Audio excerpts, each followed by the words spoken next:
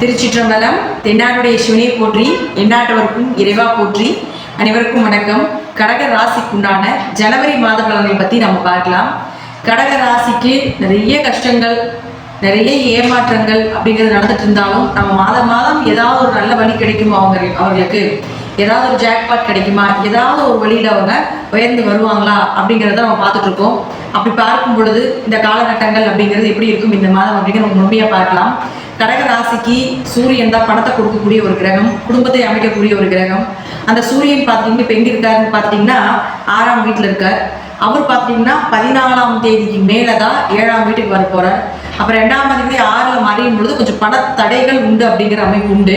2-6 தொடர்பு ஏற்பட்டாலே பணம் வந்ததுன்னா அது வந்து உங்களுக்கு கடனுக்கோ நோய்க்கோ செலவு பண்ண வேண்டிய ஒரு சூழ்நிலைகளை கொடுத்துருவார். ஆனால் 14ஆம் தேதிக்கு மேலே பார்த்தீங்கன்னா இந்த சூரியன் உங்களுக்கு மகர ராசிக்கு வராது. அப்போ 2ஆம் தேதி 7க்கு வரும் பொழுது திருமணம் ஆகாமல் இருந்தால் நிச்சயமாக திருமணம் நடப்பதற்கு ஏதாவது ஒரு வழியை ஏற்படுத்தி கொடுப்பார். 7னா திருமண ஸ்தானம், 7னா வியாபாரம், 7னா பார்ட்னர் போட்டு தொழில் பண்ணக்கூடிய ஒரு இடம் அப்படின்னு சொல்லக்கூடிய 7ஆம் இடம். இதுதான் நமக்கு முக்கியமான ஒரு பகுதி. அப்போ பரிகாரமே நம்ம 7ஆம் இடத்தை வச்சு தான் நம்ம எடுக்கணும். அப்போ உங்களுடைய 2ஆம் அதிபதி போய் 7ஆம் வீட்டில் இருக்கும் பொழுது நிச்சயமாக இது சார்ந்த விஷயங்கள் எல்லாமே உங்களுக்கு சாதகமாக வரும். திருமணம் கைகூடி வரும், குடும்ப ஒற்றுமை அதிகரிக்கும், குடும்பம் சேர்வதற்குண்டான வாய்ப்புகள், குடும்பம் அமைத்து கொடுப்பதற்குண்டான வாய்ப்புகள் எல்லாமே இந்த 14ஆம் தேதி மேல சூரியன் ஏற்படுத்தி கொடுப்பார். அடுத்து 3 மற்றும் 12ஆம் அதிபதினு சொல்லக்கூடிய புதன் பகவான். இந்த 3 மற்றும் 12ஆம் அதிபதினு சொல்லக்கூடிய புதன் பகவான் பார்த்தீங்கன்னா 6ஆம் வீட்டில் இருக்கார். பொதுவாக 3ஆம் அதிபதி மறையிறது ரொம்ப விசேஷங்க. ஏன்னா கெட்டவன் கெட்டால் கிட்டிடும் ராஜயோகம் அப்படிங்கிறது உண்டு. அப்போ கடன் ஏதாவது இருந்தால் அடிபடுவதற்குண்டான வாய்ப்புகளை ஏற்படுத்தி கொடுப்பார். அதே போல சகோதர ஒற்றுமையை கொஞ்சம் சிறப்பித்து கொடுப்பார். ஏன்னா சகோதரன் உங்களுக்கு ஏதாவது கருத்து வேறுபாடுகள் நடந்துட்டு இருந்தாலும் கூட இந்த 3ஆம் அதிபதி மறையும் பொழுது அவர்களுக்கு உங்களுக்கு இருந்து வந்த கருத்து வேறுபாடுகள்ல ஒரு புரிதல் அப்படிங்கிறத நிச்சயமாக ஏற்படுத்தி கொடுப்பார். முயற்சி செய்து ஜெயிச்சு அதோட வெற்றியும் காணக்கூடிய அமைப்பையும் நிச்சயமாக ஏற்படுத்தி கொடுப்பார். எந்த விஷயமாக இருந்தாலும் பணம் சார்ந்த விஷயங்களுக்கு உங்களுக்கு நல்லா சப்போர்ட் பண்ணக்கூடிய காலகட்டங்கள் அப்படிங்கிறது 14ஆம் தேதிக்கு மேல இந்த கடகராசிக்காரர்களுக்கு ஏற்படும். அடுத்து உங்களுக்கு 12ஆம் அதிபதி புதன் பகவான் 6ல் மறைகிறார். அப்ப விரயங்கள் கொஞ்சம் குறையும். கோவில் வழிபாடு, ஆன்மீக வழிபாடு, தீர்த்த யாத்திரை இது போன்று சென்று வரக்கூடிய ஒரு சூழ்நிலையை நிச்சயமாக ஏற்படுத்தி கொடுப்பார். அடுத்து 4 மற்றும் 11ஆம் அதிபதினு சொல்லக்கூடிய சுக்கிர பகவான் பார்த்தீங்கன்னா 5ஆம் வீட்டில் இருக்கார். 4 5ஆம் வீட்டில் 18ஆம் தேதி வரைக்கும் இருக்கிற வரைக்கும் வீடோ மனைகளோ சொத்துக்களோ உங்கள் ஜாதகத்தில் இந்த காலகட்டங்களை வாங்கலாம்னு நினைச்சீங்கன்னா தாராளமாக அதனுடைய ப்ராசஸிங் எல்லாமே 18ஆம் தேதிக்கு முன்னாடியே செய்து கொள்வது என்பது ஒரு சிறப்பான விஷயமாக இருக்கும்.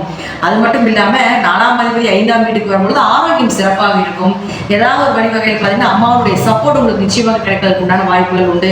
உங்களுக்கு ஏதாவது தேவைகள் இருக்குது அப்படின்னு நினைச்சீங்கன்னா அம்மா மூலமாக, அம்மா உறவுகள் மூலமாக இந்த தேவைகள் இருக்குது அப்படின்னு நீங்கள் நினைச்சீங்கன்னா இது வந்து 18ஆம் தேதிக்கு போய் நீங்கள் செயல்படுத்திக்கலாம். அடுத்து அவர் பார்த்தீங்கன்னா 18ஆம் தேதிக்கு மேலே அவரும் 6ஆம் வீட்டுக்கு வருவார்.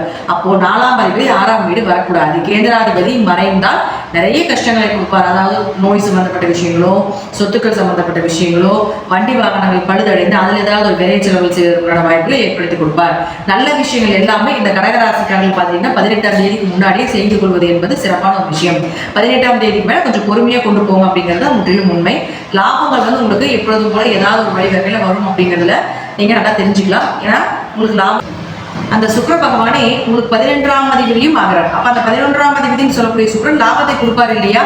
அப்ப அந்த சுக்கிரன் வந்து உங்களுக்கு 5ஆம் வீட்டில் இருக்கும் வரைக்கும் உங்களுக்கு லாபங்கள் நிச்சயமாக உண்டு.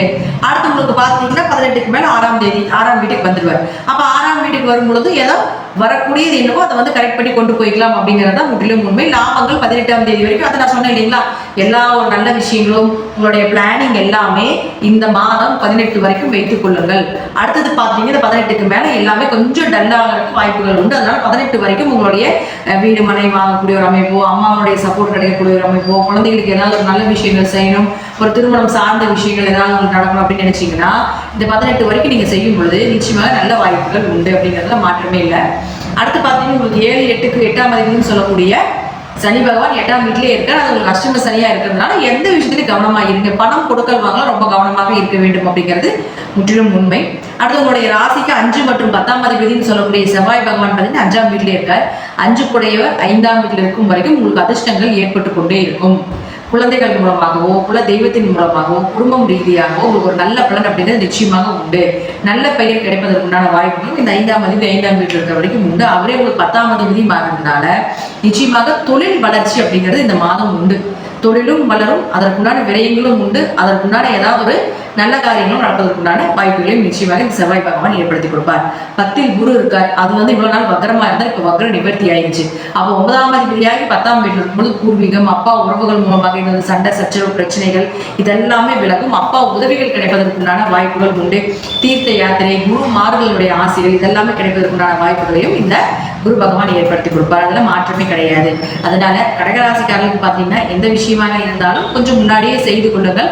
மற்றபடி பார்த்தீங்கன்னா தொழில் நல்லா இருக்கும், ஏதாவது ஒரு ஒளிவுகளை லாபங்கள் வந்து கொண்டே இருக்கும். அதிர்ஷ்டமுள்ள மாதம் அப்படிங்கிறது நிச்சயமாக உண்டு. எதையும் கொஞ்சம் ஆழ்ந்து சிந்தித்து 18ஆம் தேதிக்கு மேல செய்யுங்க அப்படிங்கிறது இந்த மாதத்தினுடைய பலனாகும். நன்றி. மீண்டும் ஒரு நல்ல பதிவில் சந்திக்கலாம். திருச்சிற்றம்பலம், தில்லையம்பலம், ஸ்ரீ நரசிம்ம திருவடிகளே சரணம்.